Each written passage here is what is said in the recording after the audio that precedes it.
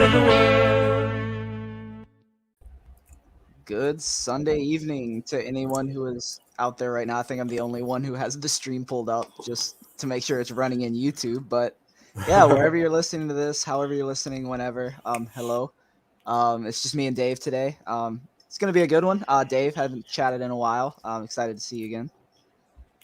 Yeah, man, it's been a while. The last couple of episodes, I've had some personal stuff going on. Life gets busy, but you guys have held it down. But what matters the most is the fact that the team has been picking up its form. And I'm sure we'll talk about that. That's like what 4 matches now in a row that we've won three. We won 3 out of 4, and we drew the other one against Barcelona. So the form's definitely picking up. But I'm glad to be back, man. Yeah. I mean, for once, it's not any of us ducking the pod because Inter are doing bad. It is just life things. I know Christo's out, Ian's out right now. We rotate pretty well, just like a team should. So, That's yeah, right. it'd be good to get into this. God, what was the last match you came on to talk about? We can just get your brief thoughts about the whole run. I think the last episode I remember was probably after. Did we record after Sassuolo? I think maybe. So it's been, um, It's been about a week yeah, and a half or okay. so. So there's been a bit that it's not as far back as I thought. Yeah, 2 weeks ago. So Hmm. yeah, I think that was after no, that was before the first Barca game, I believe. Sassuolo? No, Sassuolo Oh, was okay. after the Okay, first the no, first Barca game. I'm Yeah. getting my things mixed up. But yeah, just generally, the past few matches, I mean, it's been pretty chaotic. I think Fiorentina was no different. But how are you feeling about the team? Is this a turnaround or what is this? Oh yeah, I mean, I'm willing to go out on a limb and say that yeah, it is a turnaround because I guess the sample size is big enough for us to actually make a determination. Um, After the Roma match, where we lost that, of course, I thought that that was pretty much a rock bottom for us because we actually played well that game and we still managed to lose it the same way, meaning that we scored first and then like you always say, it's like scripted. You know what's coming, but you couldn't stop it. So for me, that was like rock bottom because we played well that game and then we still managed to lose it. I'm like, yo, that season seems like a season from hell, and let me just start tempering my expectations.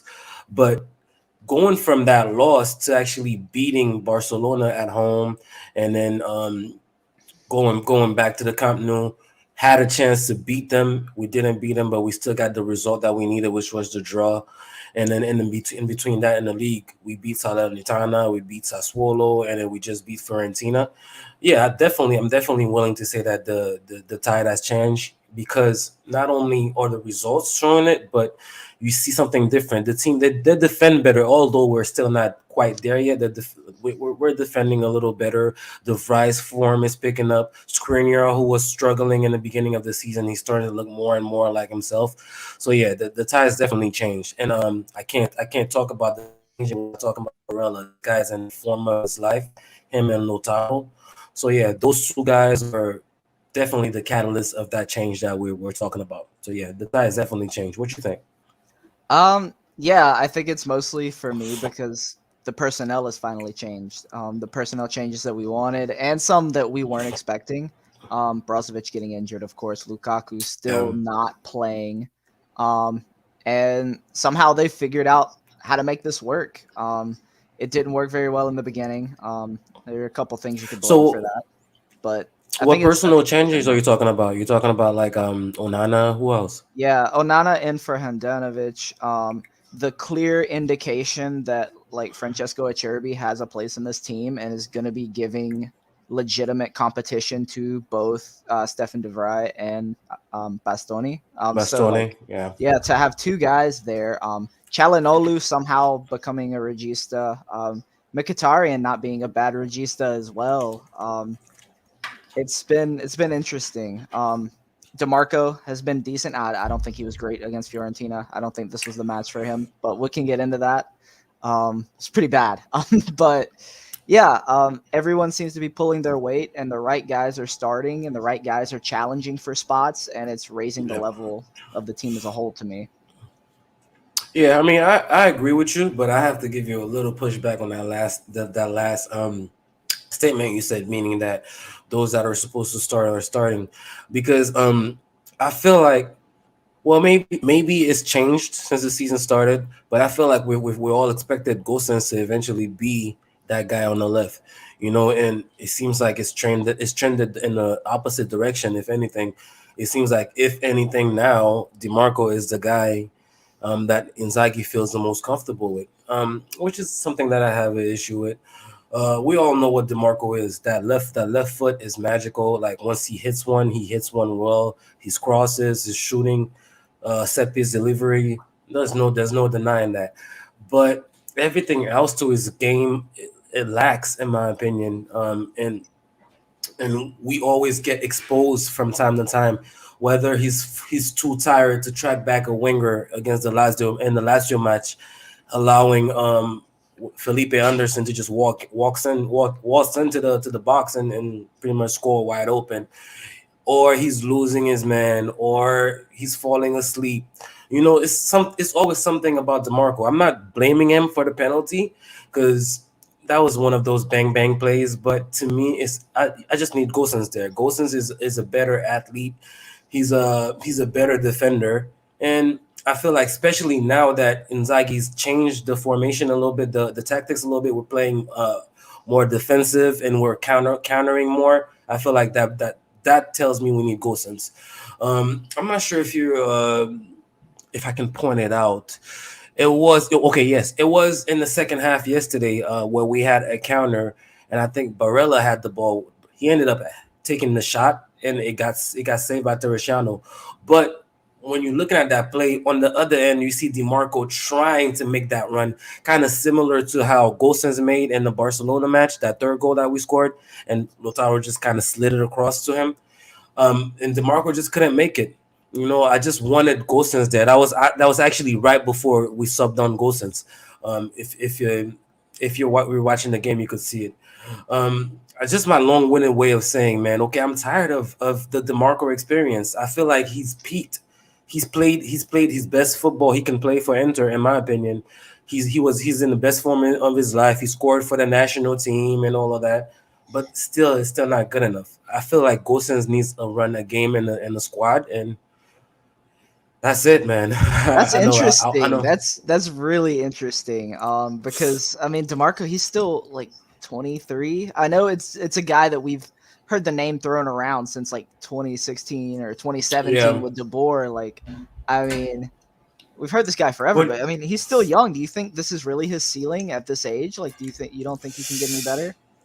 Because that's something I've mm, always been hopeful for. Well, I wasn't always hopeful for it. I thought when he first got back to Inter, I was like, all right, he's gonna be gone again in like a year. I mean, he's mhm. got a pretty decent place in the squad.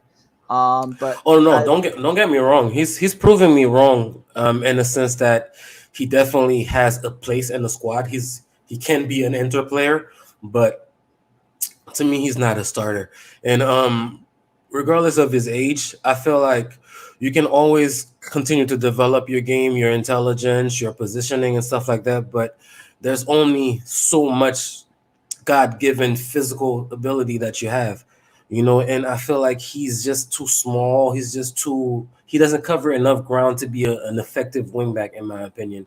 If the pitch was probably half the size, maybe, but he's not the guy that you want bombing, that can bomb up and down a flank. If he makes one run, then he's gonna be tired going back, or vice versa. You saw that I think that was on the Icone goal yesterday, where we were attacking, and I think Darmian made a bad pass, but Demarco just could not track back and catch up to Icone, or even make a threat. So yeah, I feel like we definitely need a more of an athlete, the Perisic type. I think Gosens is more in the Perisic mold as far as the kind of athlete those guys are, and Dumfries too. That's what I see when I see what my wing back should look like. An athlete that could run tirelessly and cover a lot of ground. yeah, no, I see it. I see it when you say it. I mean, you can't teach height. You can't teach speed. Yeah. But if this is, I mean, effective squad player, I'll take it. I do agree that, I Yeah, mean, he can't be your starter forever if you want to win things. But no, for I, sure. yeah, hopefully Gosens does get his time. But I mean, I'm getting into the point with him where I'm like, I'll believe it when I see it. Yeah, So yeah. that's kind of in the beginning why I went to everyone who's starting is who's gonna start. It's just because I don't see what it's gonna take. I mean, this guy scored Yeah. against Barcelona. He looks great in the Champions. I don't know what it takes to get Gosens I in. don't know. Yeah, and yeah, I don't. Yeah, that's one thing because I didn't do the last episode. I wanted to bring that up. Um, Inzaghi, he's a guy that I'm starting to get to the conclusion that it's just okay. I'm never gonna be fully happy with what he does, and it's part of supporting a football team. You know, it's not like my manager is always gonna be happy. You're always gonna be happy with the moves the manager makes. I feel like this was a layup for Inzaghi to give the guy a start. You know, he scores against Barcelona, almost scored the second goal. Remember that cross Belanova put to him late, and then he had that header. He almost scored that was saved by Ter Stegen. So the guy performed, and then your next match after that is goddamn Salernitana. All right, like you telling me you can't start him? You can't start him, give him the same treatment you give DeMarco, give him 60, 65 minutes, and if it's not working, you bring somebody on. Like to me, I didn't understand that at all, you know. And let's see what happens next week because we're playing Sampdoria, who are bottom of the table next week. So if we can't see Bellanova, for example, if we can see Gosens get a start, or if we could see Aslani get a start, you know, of course, obviously that's after the Victoria Pilsen match in a midweek. I don't want to just gloss over it like we're just gonna take care of it with no problem. I'm sure you want to talk about it as well. But in the league, the next match in the league is Sampdoria. They're last. So if he can't give answers, I don't know anymore. Yeah. I think we'll see some changes. I don't know what they'll mean against teams like Plzen or Sampdoria because Mm. neither of them are particularly great, and it seems like if you perform against the not so great teams, like there's still a chance that you're going to go back to the bench because Inzaghi is. I don't know. He's more cautious. I always thought he was going to be a more proactive man. I mean, Yeah, in yeah. his attacking play, I guess he can be proactive, like in the way he sets up his team, tactically. But like personnel Hmm. wise, he doesn't like to change personnel. He'd rather change the idea than the person. It seems like, and Yeah, sometimes you just yeah. can't. You don't have the patience for that. It's 38 games sounds like a lot of games, but I mean, you lose a couple more than we've lost right now, and you're out of You're the out fight. of Yeah. absolutely, absolutely. So And I'm glad you brought that out. You brought that up because that's one of the reasons why the match yesterday was so key to me. It's like in any other circumstance, we all know going into Florence, it's a tough match, and it's really usually no shame in leaving that with a draw. But considering that we had already lost 4 matches, like leaving yesterday with anything short of the 3 points would have felt like a defeat, So the fact that Mkhitaryan, well, I don't know if I want. Well, I gotta credit him because he made the run. He was there, So if he wasn't there, if he was lazy and then make the run, then he wouldn't have scored. So yeah, credit to him for scoring that world league to pretty I'm much I'm gonna be secure 3 points. honest. Was After the Jovic goal, I was like, I've seen this script so many times. he turned it off? I turned it off and I walked away. I was like, I need to preserve my peace because I've seen this happen so many times. The chaoticness of the entire match reminded me of like Sassuolo in 2020 when we were like trying to hawk down Juventus at the end of that season, the COVID season. Yes, yeah, yeah, It yeah, was yeah, yeah. I very much remember. like that match where it was just if somebody was going to score it and you didn't know who and you didn't know who it was going to be for. And hitting that 3-3, I was like, that's it. Like Inter, I Yeah. mean, they gave all their bullets there. There's no way. But then Mkhitaryan, anytime I'm never gonna criticize or like just not really criticize, but wonder when I see a midfielder or an attacking player, or even anyone press like a defender in the penalty box because like that's all he did. He just continued running. Like Continue he to didn't run. play the Yeah. ball. He was just running. This guy was running. This is what Lautaro Oh wants to man. do like 27 times a game when he runs at defenders, and this is the one time it comes off for somebody. I love it honestly. It's hilarious. Yeah. No, I mean we were due some good luck. Don't get me wrong. Fiorentina fans, they will definitely feel hard done by for several occasions that happened in the game, several episodes. Um, you could talk about the DeMarco incident. You could talk about the penalty. There've been some questions about that as well, and finally that supposed foul on Milinkovic from Dzeko on that last goal. So from the Fiorentina perspective, they could definitely feel hard done by, but for us, I feel like damn, it's been a minute, and we were due a lucky bounce. Because me, I don't know how many times I'm watching Milan matches, hoping they drop points, and then you see something like, uh, either the opposing goalkeeper passes the ball to Leao or something wacky like that happen, and then they win. I mean, we were due something like that. Poor guy, he was just trying to clear it. He didn't even look to see where Mkhitaryan was. I mean, that would have been game over. He thought that if he kicks that ball out, there's probably 20 seconds left, and then they're home free. So that's what he did. It worked in our favor. Yeah, I mean, first penalty of the season too. I mean, it's pretty late to be getting a first penalty. I mean, I there aren't many times that stick out in my head of like I wanted one, which is also Yeah. I guess interesting. But I didn't even think it was a penalty at first. Honestly, first I thought he was offside.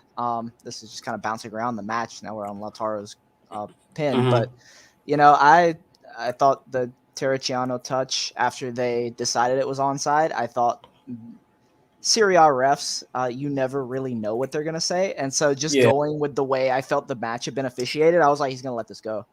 Like Yeah. I didn't think that he was gonna give the penalty. I don't know how you felt about the call. No, to be honest, that call brought it just created a whole new wave of confusion for me because I knew the rules. I thought I it was if the goalkeeper touches the ball, and even if he plays the man afterwards, it's not a penalty. But from my understanding, because I've seen a lot of Twitter debate about it, the fact that he barely grazed the ball and the fact that Lotaro could have played the ball had it not been for him taking him out, that's what made it a penalty. But watching it live, I thought it was a penalty because I didn't. Of course, live watching it in real time, you don't see if Teresiano touches the ball. It seems like the typical Lotaro hurries up and gets his foot there, gets the ball away, and then draws a penalty type of shit. That's what it looked like to me. But when then you remember the ref's reaction was to pretty much call the offside, right? Initial reaction, and then the VAR gave the penalty. So I don't know. I feel like if they gave it to us, then it's because there's no way they couldn't have given it to us. You know what I mean? Because I feel like Inter don't get any favors. They're not looking in the VAR in ways to help us. If the referee called it non-penalty or offside on the pitch, I feel like they would have done everything possible to just stick to that decision had it been the correct decision. You know, so I'm fully okay with the outcome of the match. Yeah, and I That's mean, crazy because it's like what in the span of 2 weeks. That's two super controversial victories that we've had because Barcelona fans are still talking about that match, and we played them once again since that match, but they're still stuck on that first leg. So yeah, I mean, it's been a lot of things have broken the right way for Inter, and not that it's undeserving. Like you got to put yourself in those positions a lot of the for time. sure, I mean, there are times where it falls in your lap, but I feel like this was a team that put themselves in those positions to actually succeed for once, um, and it's all worked out. The team, you know, they look the most cohesive I've seen since Conte. Like I feel like everyone has bought in and is feeding off the the Pazza Inter energy that sucks us all in as fans and doesn't let us go no matter how much the heart rate fluctuates and all that, trying to put you in the hospital. But I mean, it's been great. I mean, we saw Lukaku doing the same thing. I mean, he's getting paid like 10 million to record himself. I mean, I do that. I do that for free. Look at us doing the same thing for free. Like we need Rock Nation. We need to get signed to Rock Nation, but for sure. it's Yeah. crazy. Speaking of Lukaku, yeah, I know you've seen it. Or boy, was in the news yesterday for smoking e-cigarettes. You Oh yeah, know. yeah. The son got the wrong guy. That was Yeah, bro. Yeah, it's just ridiculous at this point. Like they're so lazy, they're so unprofessional, and at this point, I also even wonder if it's not intentional. You know, like hey, this looks like Lukaku. Let's post him, and then if he gets mad, we'll just apologize because this guy has become somewhat of a meme in England. You know, so yeah. He but he brings the wasn't. clicks. Yeah, he's definitely a quick clickbait topic, but he wasn't really happy. We saw the tweet and everything. At this point, I'm just ready to see him on the pitch to any sort of capacity. Um, it's not like we're gonna need him to beat Victoria on Wednesday, but I definitely want to see him come in probably at 75th minute after we've already had everything locked in and get a 15-minute run out and then probably start against Sampdoria. Because after Sampdoria, I think we got Juve. We got a very tough our schedule gets very tough after Sampdoria. So we need him to start getting ready. Because yesterday I felt like I was about to explode after that third goal because it was like, you know what, we've dicked around so much. We were being super cautious with Lukaku, and then now it's finally cost us point. That's how I felt because in my heart of hearts, we could have brought him back probably a week early. But the reports have been saying that he's been fit. We're being super cautious, and that almost bit us in our ass. Because at the end of the day, with Lotaro being gas after the shift that he put in, who did we have to throw in? We had to throw in Bellanova, because we just straight up didn't have any numbers as forwards. Correa, that's a guy. He's become a thorn in our sides. He's gonna become a guy like who can I think about? I don't want to talk about him like Gagliardini or whatever, but it seems like he's gonna be a guy that's gonna be in the squad we're stuck with, and he's gonna cause us misery because I'm tired of him, man. Like those performances he really doesn't offer anything, Mikey. Like the flash in the pan that he gives us every once in a while. He comes in, he scores 2 goals, and he looks like a world beater. Like it's up to me, man. I'm not fooled by it anymore, and whatever way we can get rid of him if possible, I say we take it. Yeah, I mean, we have been playing with two strikers recently. It feels like I know Dzeko was lucky to get a day off this past Yeah, match, but he's definitely going to be back against Plzen, who, Victoria for yeah, sure. I Yeah, mean, that's like the club or one of like the two clubs in all of Europe that he has scored the most against, like over his entire career. For some reason, really, he's stat padded against them with Roma in Europe. He had a season actually in the same league, and I think scored a couple times. So really. yeah, he haunts those guys. So he'll be back. And I expect to see Lautaro again, who is probably arguably in the best stretch of his career at Inter. Yeah. No, for sure. I agree. I agree, and um, I'm glad you brought that up. The words that he said after the match. Those are typical words that fans love to hear. I want to be an Inter legend. I've been here for 5 years. All I think about is Inter. All of that stuff. But furthermore, he said that he feels like this is his team. His teammates listen to him. They follow him when he tells them let's go or whatever, and I feel like we're kind of seeing him grow into a leadership role. So yeah, spot on. When you're talking about leadership put together with how he's actually playing on the pitch, I think that's probably his best period in Inter. So that's a very good shot, Mike. Yeah, I agree. Yeah. I mean, it's been great to watch. I know he was starting to verge on those goal droughts he gets on. He was really close to like that being a talking point again.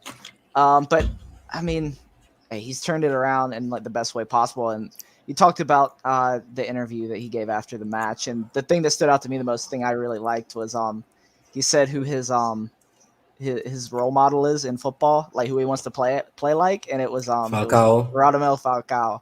I loved watching that guy play. I remarked on Twitter. I was like, he's streaky like him too, but I mean, No, for sure, for it's sure. at their peaks or at his peak, Falcao's peak, not Lautaro's yet. Hopefully, I Mm. mean, it was so fun to watch. So Yeah, he had that spell at Atletico that like he was just unplayable. Yeah, I remember. But the thing is, his peak it seemed like it was short lived as well, right? It was probably a year maybe that he had at that form. After that, then he had issues with injuries, and then he ended up bouncing around. But yeah, he had that 1 year that he was even in the Ballon d'Or conversation, I believe, that 1 year. yeah, even his like little stint at Monaco, where they had that big Champions League run. I mean, he looked pretty good at times then too. That was a little bit later, but Yeah, yeah, yeah. if Lautaro keeps up the same type of aggression that he has, and he's learned how to not get cards with it. We've just seen him develop in like every aspect of his game. I want to see the Every finishing aspect, come on yeah. some more, but I mean that's something we talk about all the time. But if he Hmm. can do that, we're talking about a great, And great player. also, I feel like one thing we need to really highlight about Lautaro is his shooting ability. It seems like to me, well, now watching matches now, it's like I'm waiting for him to shoot, and it seems like he's figured out how to just find that bottom corner. Like when you look at the goal he scored against Salernitana, it wasn't a powerful shot or anything like that. It's just like the way he places it, that it's bouncing right before the goalie. The goalie actually gets to makes the save, and that's what he did.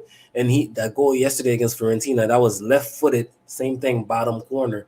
I feel like that's what's making him special. He's becoming that guy that left, right, whenever he hits it, he catches it well, and it goes to the corner. Man, he is developing into a world class player in front of our eyes, Mikey. That's definitely what's becoming. I know me for sure. I always want something tangible, like okay, is he fast? Is he big? What makes him special? Was this? Was that? But the fact that he's developing so many aspects of his game all around, that's what's gonna culminate to making him a world class player, in my opinion. And the words that they're saying, well, him and his agent are good right now. Hopefully, we can hold on to him, you know, Yeah, because yeah. I hey, we know, mean, we know when the summer come, we know teams are gonna be lining up, especially after the World Cup, which we all expect them to perform. yeah, yeah. I mean, a lot of guys with Argentina are starting to round into form. I mean, we've also seen some guys go off with injuries for that Argentinian team. I'm Yeah, not sure how much. I mean, I'm not the biggest follower of the Argentinian national team. I mean, I just keep up for Lautaro at this point. Um, but yeah, I've seen a lot of stuff going on. I know um, yeah. Di I mean, Maria me also personally, injured. There's a lot hmm going on for them, and we're what 3 weeks out now. Like it's yeah, closer than it feels. It's very yeah, weird. Like yeah. it's cold outside, and I'm What talking about a World Cup. what is the date that is starting? November what? Um, World Cup brought to you. Oh my God, what happened? I am not on Google. My thing has switched to Yahoo, and I can't pull anything up. Um, I have no clue actually because of this. Yeah, come on, bro. Don't I'll this look for the break. Yahoo. Let me look for the break. Yeah, Yahoo knows when the World Cup starts too, bro. um, November 13th is the last match in Serie A for Inter. So Okay, like the it 16th, start it 18th, starts on the 20th. 20th. Okay, so The twentieth it's is the start. close. Yeah, so But it's less than a month away. Yeah, yeah, so he's definitely getting ramped up for that as well, and I just hope he yeah, doesn't come back spent. But yeah. that's a whole other thing.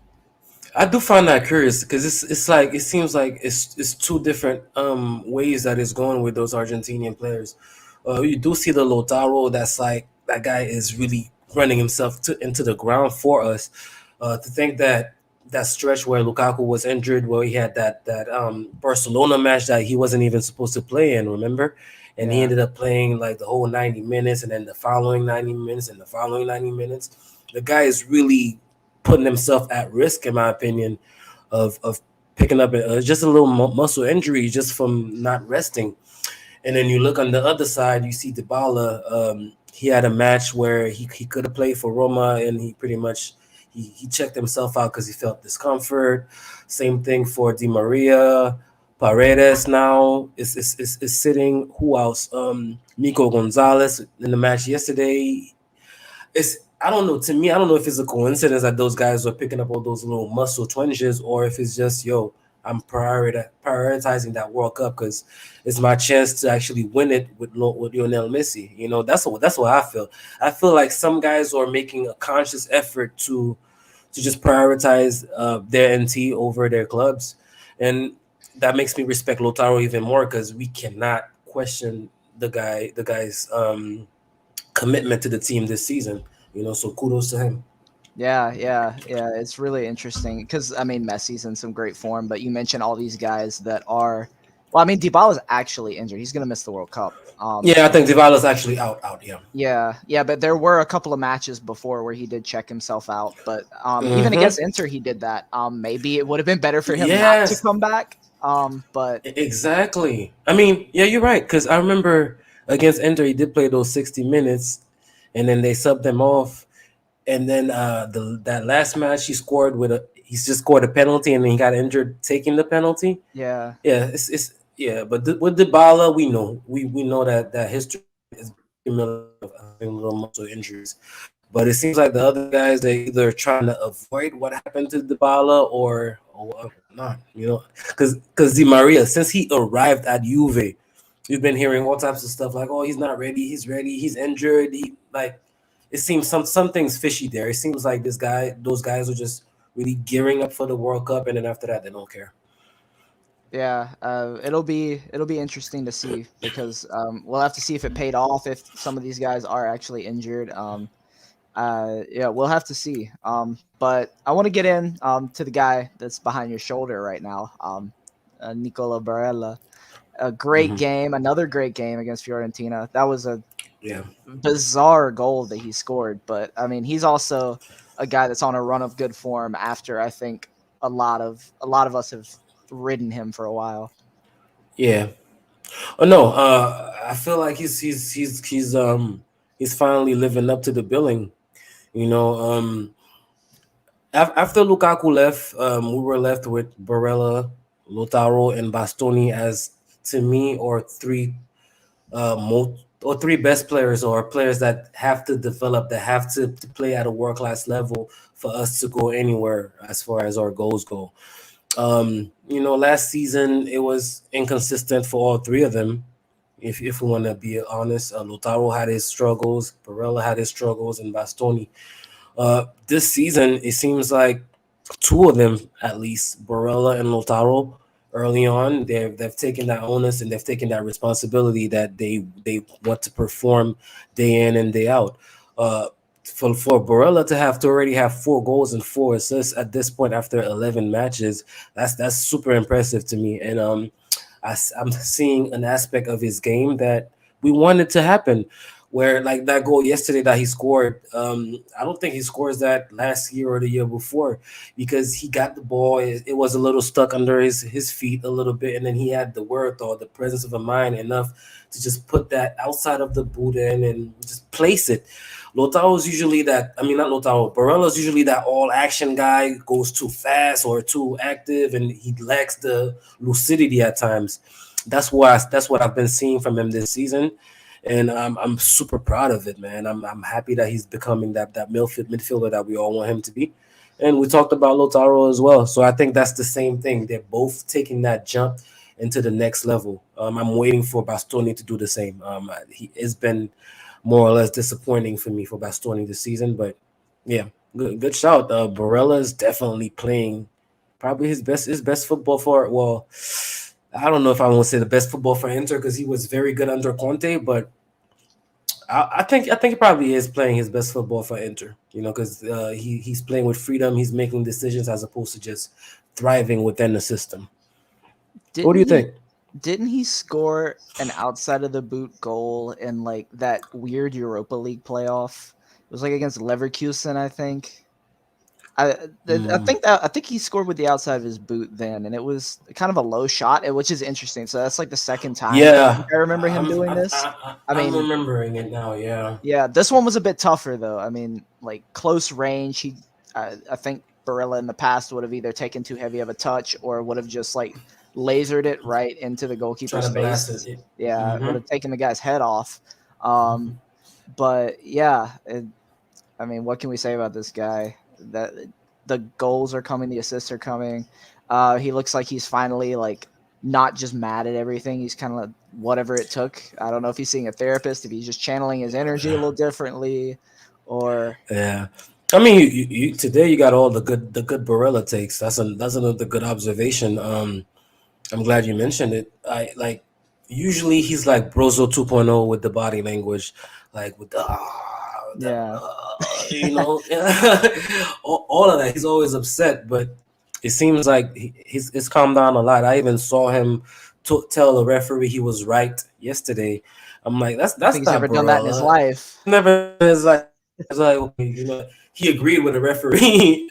So yeah, I guess his maturity and there were reports that he took the whole thing about him getting that red card last year and not being able to play and in the round of Liverpool, 16 right? against Yeah. Liverpool. Yeah, he took that very hard.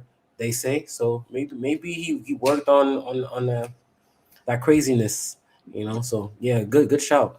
Yeah, every good footballer has it, but the great ones know how to control it.